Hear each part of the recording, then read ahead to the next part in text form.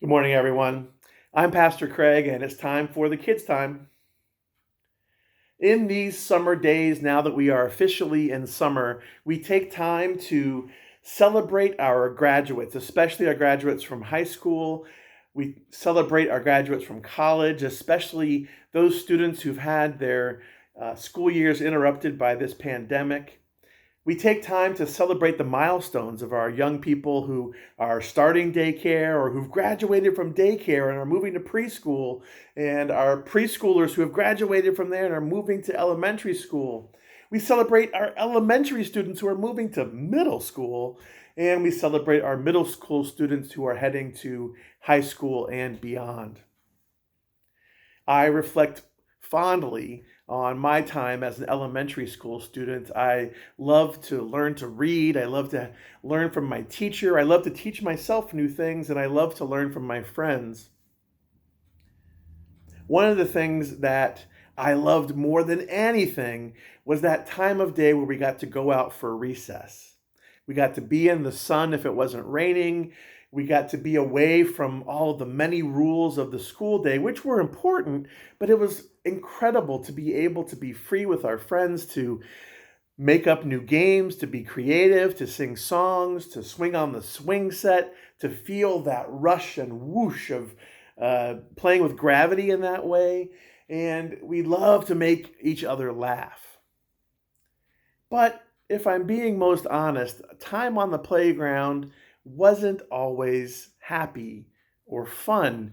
It also could be scary and lonely.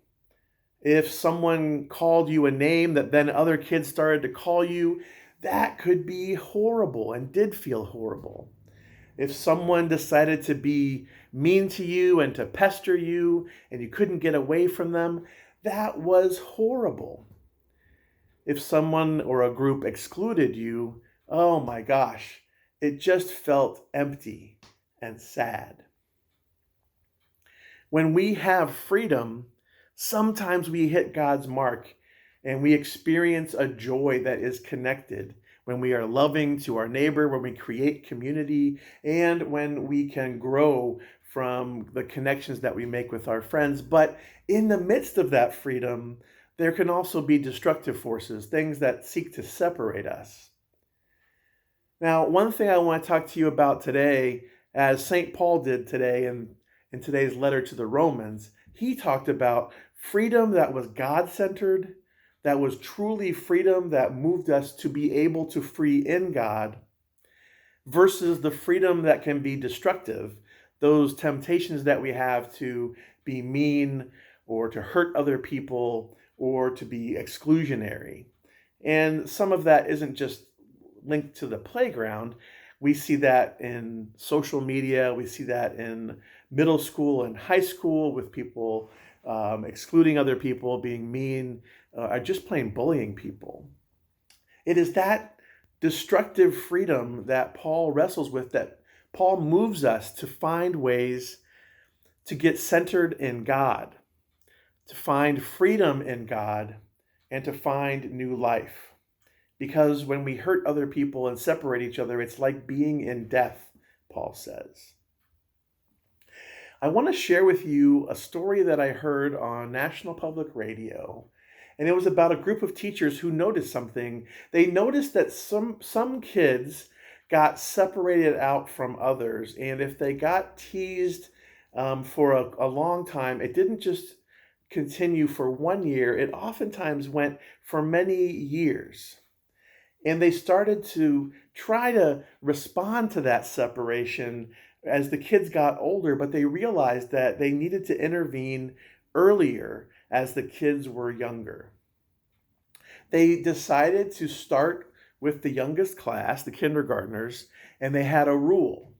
And during a recess, you could go and play with your friends, you could go and be by yourself and read, but if you were playing a game or playing with other people, if someone new came up, you couldn't say, "You can't play."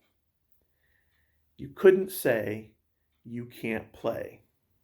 It doesn't mean that you can't be alone or go off and read or find some quiet time, but if you're Playing with other kids, everybody has to be involved. And what they learned was that by starting this rule, there were not kids that were separated or pushed out to the sides or isolated. Everyone was welcomed into the community and everyone could experience God's love. And each person needed to learn different lessons as they went along throughout their school day. But what it did was it took away the fear of being pushed away or put down by those destructive forces, by those hurtful forces that people can choose to be a part of, sometimes even without thinking about it.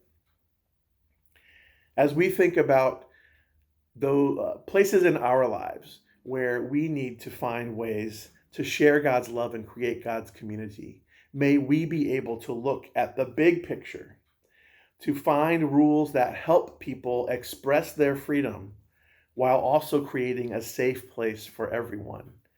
If we have rules that don't work, may we change them and create something new, because in God we have real, full life. May we live that life, and may we put behind us those things that would separate us from God. Amen.